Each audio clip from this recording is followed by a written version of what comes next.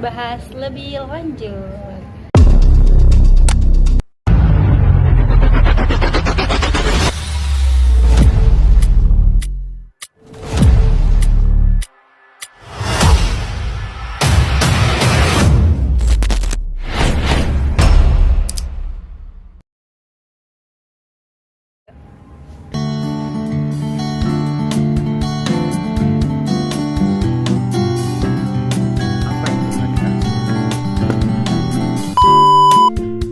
Dalam Kamus Besar Bahasa Indonesia, radikalisme artinya paham atau aliran yang menginginkan perubahan atau pembaharuan sosial dan politik dengan cara kekerasan drastis. Dari pengertian itu, radikalisme bukan merupakan sebuah produk dari agama tertentu, melainkan sebuah paham politik.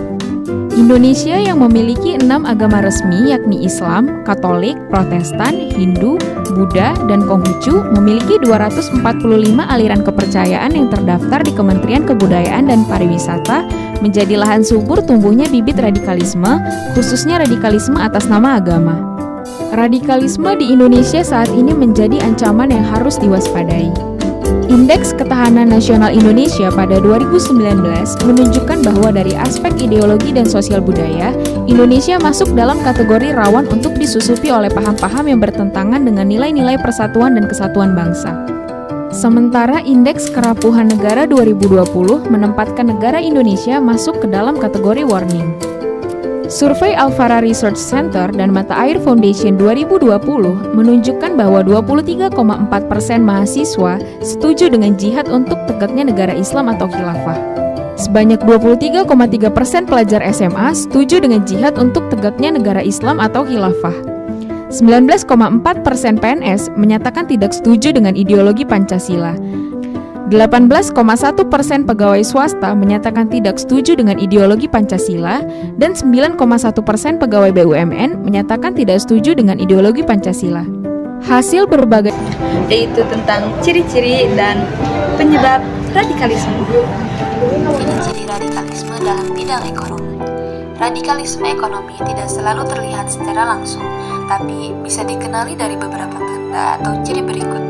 Yang pertama, adanya ketimpangan ekonomi yang tajam. Contohnya, kekayaan hanya berputar di kalangan tertentu, sementara masyarakat kecil sulit berkembang. Yang kedua, munculnya sikap anti terhadap sistem ekonomi nasional, seperti menolak kebijakan pemerintah tanpa memahami tujuannya. Yang ketiga, hilangnya semangat gotong royong dan solidaritas sosial.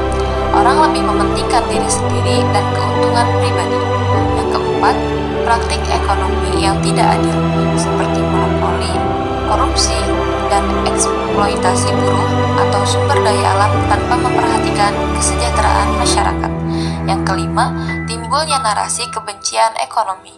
Misalnya, menuduh sistem ekonomi Pancasila sebagai sistem yang gagal, lalu menawarkan sistem ekstrem lainnya. Ciri-ciri ini menunjukkan bahwa nilai-nilai dasar Pancasila seperti keadilan sosial dan kemanusiaan yang adil dan beradab mulai ditinggalkan. Lalu, adapun penyebab munculnya radikalisme ekonomi. Ada beberapa hal yang bisa menjadi penyebab munculnya radikalisme ekonomi di masyarakat. Yang pertama, ketimpangan ekonomi dan sosial. Ketika sebagian kecil orang hidup dalam kemewahan, sementara sebagian besar masyarakat masih kesulitan ekonomi, akan timbul rasa ketidakadilan. Hal ini bisa memicu kemarahan dan keinginan untuk melakukan perubahan secara ekstrim. Yang kedua, kemiskinan dan pengangguran. Kondisi ekonomi yang sulit membuat sebagian masyarakat mudah terpengaruh oleh ide-ide radikal yang menjanjikan perubahan cepat. Lalu yang ketiga, kurangnya pemahaman terhadap nilai-nilai Pancasila. Generasi muda terutama kadang hanya mengenal Pancasila sebatas hafalan, bukan sebagai pedoman hidup dalam mengatur ekonomi dan kehidupan sosial. Yang keempat, pengaruh ideologi asing. Globalisasi membuat paham-paham seperti kapitalisme ekstrim atau sosialisme total mudah masuk dan menggantikan nilai ekonomi Pancasila. Yang kelima, korupsi dan penyalahgunaan kekuasaan. Ketika pejabat atau pengusaha berbuat curang demi kepentingan pribadi, masyarakat menjadi kecewa dan kehilangan kepercayaan terhadap sistem ekonomi nasional. Dan yang keenam yaitu kesenjangan pendidikan dan lapangan kerja. Masyarakat yang tidak mendapatkan kesempatan yang sama dalam pendidikan dan pekerjaan sering merasa tertinggal.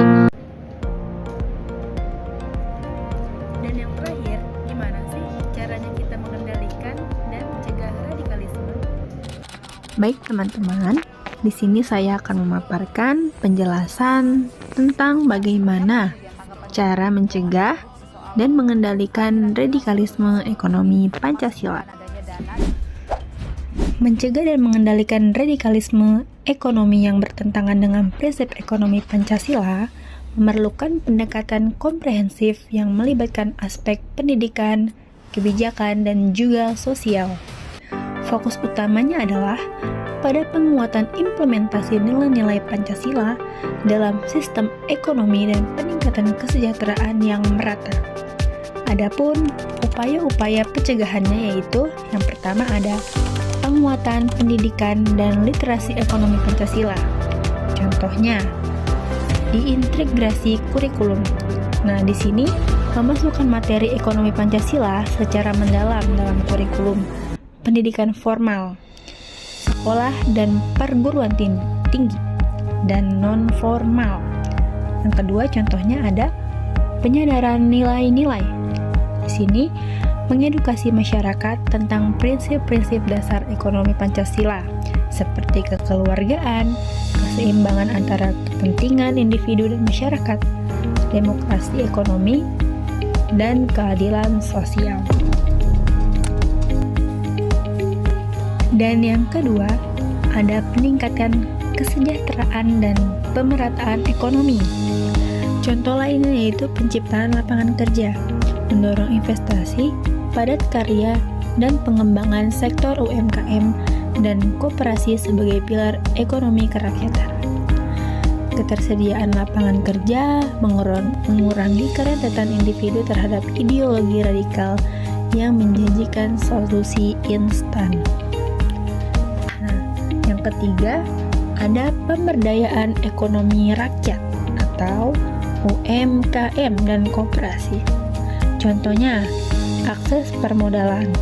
Nah, di sini untuk memudahkan akses UMKM dan koperasi terhadap sumber pembiayaan yang murah dan non-diskriminatif. Oke, kita akan lanjut ke pengendalian radikalisme ekonomi.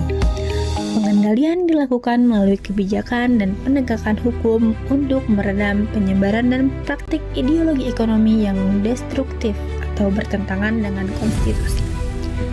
Yang pertama adalah kebijakan ekonomi inklusif dan berkeadilan. Contohnya, harus transparansi dan akuntabilitas. Penjelasannya yaitu meningkatkan tata kelola pemerintahan yang baik atau good governance dan memberantas KKN, yaitu korupsi, kolusi, dan nepotisme yang menjadi salah satu pemicu utama ketidakpuasan dan radikalisme ekonomi.